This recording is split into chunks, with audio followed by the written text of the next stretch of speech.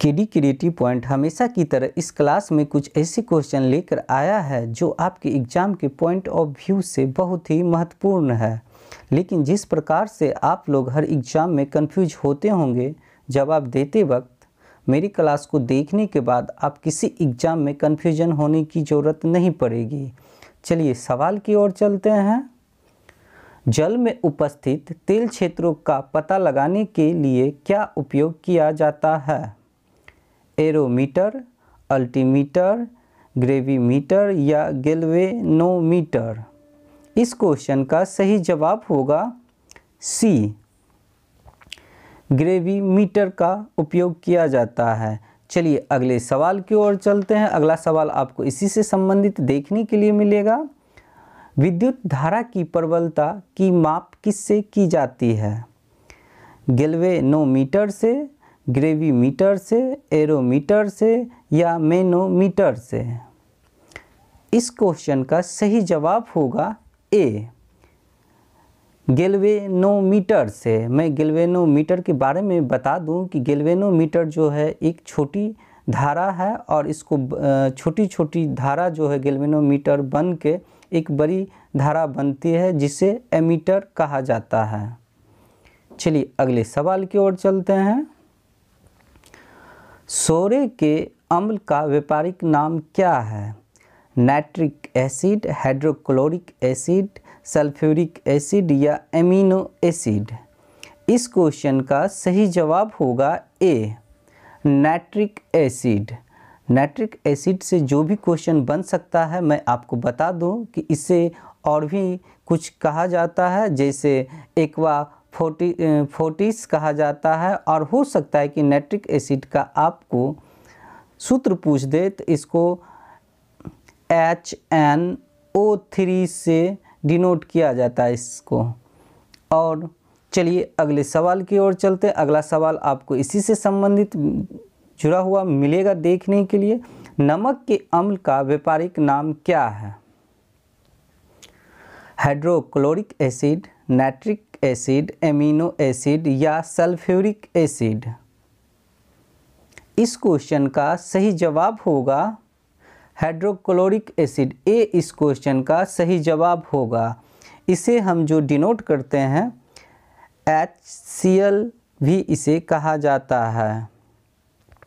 ये hydrochloric acid है, एक कार्बनिक अम्ल है।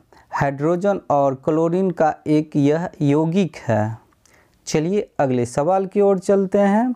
गंधक के अम्ल का व्यापारिक नाम क्या है? Sulphuric acid, hydrochloric acid, amino acid या नाइट्रिक एसिड। इस क्वेश्चन का सही जवाब होगा सल्फ्यूरिक एसिड। ए इस क्वेश्चन का सही जवाब होगा। मैं बता दूं कि सल्फ्यूरिक एसिड का जो प्रयोग किया जाता है वो प्राकृतिक के रूप में होता है। चलिए अगले सवाल की ओर चलते हैं। मृदा के अध्ययन को क्या कहा जाता है? पोमोलॉजी, पेडोलॉजी, एंटोमोलॉजी या मॉर्फोलॉजी। इस क्वेश्चन का सही जवाब होगा पेडोलॉजी। बी इस क्वेश्चन का सही जवाब होगा। मैं पेडोलॉजी से संबंधित कुछ जानकारी आप लोगों को बता दूं कि हो सकता है कि आप लोग को एग्ज़ाम में देखने के लिए मिल सकता है कि पेडोलॉजी से क्वेश्चन बन सकता है। सार्वभौमिक पेडोलॉजी जो है निधियां हैं, केवल वो वैज्ञानिक बल्कि वैज्ञानिक से दुनिया के बाहर के लोगों का भी ध्यान आकर्षित करती है। पेडोलॉजी मृदा से जो भी संबंधित क्वेश्चन बन सकता है मैं आपको बता रहा हूँ। चलिए अगले सवाल की ओर चलते हैं। अगर मेरा वीडियो आप लोग को पसंद आ रहा हो तो इसे लाइक करें और दोस्तों के साथ शेयर करें। फलों के अध्ययन को क्या कहते हैं?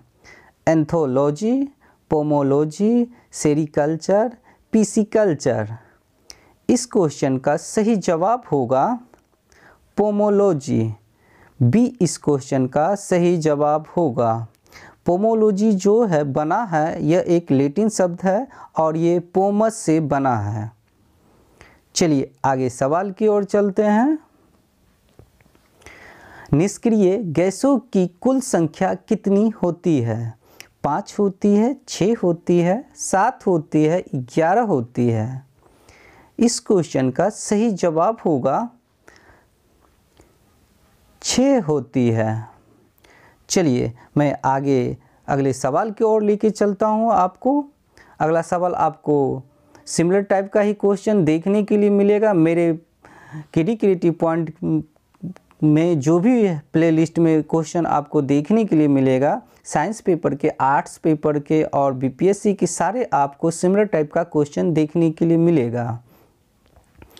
अगर आप मेरे चैनल पे फर्स्ट टाइम आए हैं तो मेरे चैनल को सब्सक्राइब कर दें और बेल आइकन को दबा दें ताकि आने वाली वीडियो की सारी नोटिफिकेशन आपको मिल सके। निष्क्रिय गैसों को आवर्त सारणी के किस समूह में रखा गया है? 15, 16, 17 या 18? इस क्वेश्चन का सही जवाब होगा डी, 18वां समूह में रखा गया है। चलिए अगले सवाल की ओर चलते हैं। आप लोग जो भी क्वेश्चन मेरा देख रहे हैं वो अपने कॉपी कलम को लेके बैठें ताकि जो भी मैं आपको एक्स्ट्रा फैक्ट बता रहा हूँ उस वीडियो के माध्यम से वो आप इसे लिख लें। हो सकता है कि आपके एग्ज़ाम में जो मैं क्वेश्चन पढ़ा रहा हूँ हूबहू देखने के लिए ना मिले। आपको मैं जो एक्स्ट्रा फैक्ट बता रहा हूँ उससे आपका क्वेश्चन बन सकता है। अगर बनेगा तो वो क्वेश्चन का आप जवाब आराम से दे सकते हैं। चलिए सवाल की ओर चलते हैं। अयस्क को द्रव्यांक के ऊपर तापक्रम के ऊपर अकेले या किसी शुद्रवायक के साथ मिलकर गर्म किया जाता है तो क्या कहलाती है? प्रगलन, निस्तापन, भर्जन या उपचयन? इस क्वेश्चन का सही जवाब होगा ए, प्रगलन। चलिए अगले सवाल की ओर चलते हैं। अयस्क में विद्यमान अशुद्धि को क्या कहते हैं? गैंग कहते हैं, बग कहा जाता है, टाइसन कहा जाता है या WT कहा जाता है? इस क्वेश्चन का मैं आपको जवाब बता दूं कि उसे जो कहा जाता है गैंग कहा जाता है। इस क्वेश्चन का सही जवाब होगा। चलिए अगले सवाल की ओर चलते हैं। अयस्क की अशुद्धियों को दूर करने की प्रक्रिया क्या कहलाती है? अयस्क या सांद्रण, बॉक्साइट, क्रायोलाइट या हेमेटाइट? इस क्वेश्चन का सही जवाब होगा अयस्क या सांद्रण। ए इस क्वेश्चन का सही जवाब होगा। चलिए अगले सवाल की ओर चलते हैं। सल्फ्यूरिक अम्ल का निर्माण किस विधि से होता है? संपर्क विधि से, शीश कक्ष विधि से, नाइट्रस ऑक्साइड विधि से या कैल्शियम सल्फेट विधि से? इस क्वेश्चन का सही जवाब होगा संपर्क विधि से, यानी इस क्वेश्चन का सही जवाब होगा ए। चलिए अगले सवाल की ओर चलते हैं। अगला सवाल आपको जो भी देखने के लिए मिलेगा सारे सिमिलर टाइप का क्वेश्चन देखने के लिए मिलेगा। केडी क्रिएटिव पॉइंट आपको सारे जितने भी क्वेश्चन है सिमिलर टाइप का ही क्वेश्चन आपको प्रोवाइड करता है। चलिए अगले सवाल की ओर चलते हैं। तप्त कोक पर वायु को प्रभावित करने पर क्या बनता है? वाटर गैस, सक्रिय गैस, प्रोड्यूसर गैस या अक्रिय गैस? इस क्वेश्चन का सही जवाब होगा प्रोड्यूसर गैस। सी क्वेश्चन का सही जवाब होगा। प्रोड्यूसर गैस को ईंधन गैस भी कहा जाता है। अगर यहाँ ईंधन गैस दिया होता तो उसका जवाब ईंधन गैस हो सकता था, होगा, क्योंकि हो सकता है आपके एग्जाम में प्रोड्यूसर गैस नहीं दे के ईंधन गैस दे तो इसका जवाब ईंधन गैस होगा। चलिए अगले सवाल की ओर चलते हैं। हाइड्रोजन तथा मोनो कार्बन डाइऑक्साइड का मिश्रण होता है। वायु गैस, जल गैस, कार्बन डाइऑक्साइड या कार्बन नाइट्रोऑक्साइड? इस क्वेश्चन का सही जवाब होगा जल गैस कहलाता है। हाइड्रोजन और मोनोकार्बन डाइऑक्साइड का ऑक्साइड का मिश्रण जो होता है वो जल गैस कहलाता है। चलिए अगले सवाल की ओर चलते हैं।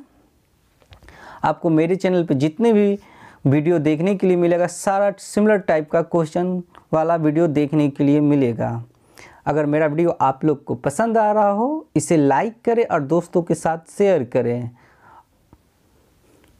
जिस धातु पर चोट मारने से वो चूर चूर हो जाता है वो क्या कहलाता है? कैल्शियम, विस्मथ, सोना या बोरियम? इस क्वेश्चन का सही जवाब होगा बी, विस्मथ कहलाता है। चलिए अगले सवाल की ओर चलते हैं। मैं विस्मथ से कुछ जानकारी बता दूं। यह एक विस्मथ जो है यह एक रासायनिक तत्व है विस्मथ। इसका परमाणु क्रमांक अगर आपसे पूछ लिया जाए आपके एग्जाम में तो वो 83 होगा। और इसके एक विस्मथ के खोजकर्ता के बारे में अगर पूछ लिया जाए कि इसके खोजकर्ता कौन थे तो क्लाइव फरवसा जियोफ्रेज थे। चलिए इसलिए मैं कहता हूँ आप जब भी मेरा वीडियो देखने के लिए मिले तो कॉपी कलम लेके बैठे ताकि आप जो भी मैं एक्स्ट्रा फैक्ट इससे जुड़ा हुआ बता रहा हूँ तो उसे आप अपने नोटबुक में राइट डाउन कर लें। चलिए अगले सवाल की ओर चलते हैं। अमोनिया गैस को शुष्क करने के लिए क्या प्रयोग किया जाता है? सफ़ेद चूना, लाल चूना, काला चूना या भुरभुरा चूना? इस क्वेश्चन का सही जवाब होगा सी, काला चूना। काला चूना को एक और भी नाम से जाना जाता है, अनबुझा चूना इसे कहा जाता है। इसमें ये जो है एक कैल्शियम ऑक्साइड भी कहलाता है, काला चूना को कहा जाता है। चलिए अगले सवाल की ओर चलते हैं। सामान्य ताप का मान क्या होता है? 0 degree Celsius, 30 degree Celsius, 45 degree Celsius या 60 डिग्री सेल्सियस? इस क्वेश्चन का सही जवाब होगा 0 डिग्री सेल्सियस। आप लोग ध्यानपूर्वक मेरे क्वेश्चन को देखिएगा जो नेक्स्ट क्वेश्चन मैं आपको बताने वाला हूं, क्योंकि ये सिमिलर टाइप का जितने भी क्वेश्चन देख रहे हैं सब आपको हर एग्ज़ाम में कन्फ्यूजन क्रिएट कर सकता है, लेकिन मेरे चैनल पर देखने के बाद आपको किसी भी एग्ज़ाम में कन्फ्यूज होने की ज़रूरत नहीं पड़ेगी। चलिए नेक्स्ट सवाल की ओर चलते हैं। नेक्स्ट सवाल आपको इसी से संबंधित देखने के लिए मिलेगा।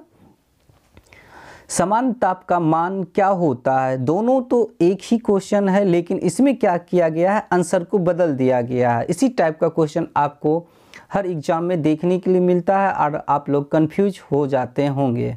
चलिए देखते हैं इसका जवाब क्या होता है।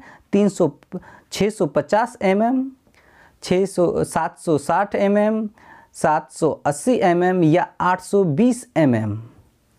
मैं इसका जवाब बता दूं आपको कि इसका जो जवाब होगा 760 mm होगा। बी इस क्वेश्चन का सही जवाब होगा। चलिए अगले सवाल की ओर चलते हैं। अगला सवाल आपको इसी से संबंधित देखने के लिए मिलेगा।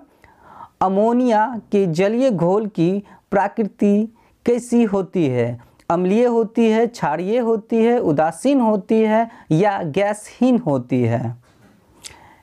इस क्वेश्चन का सही जवाब होगा बी, वो जो होती है वो क्षारीय होती है। क्षार एक ऐसा पदार्थ है जिसको जल में मिलाने से जल का पीएच मान 7 से अधिक हो जाता है। चलिए अगर मेरा वीडियो आप लोग को पसंद आया हो तो इसे लाइक करें और दोस्तों के साथ शेयर करें। वीडियो को देखने के लिए धन्यवाद।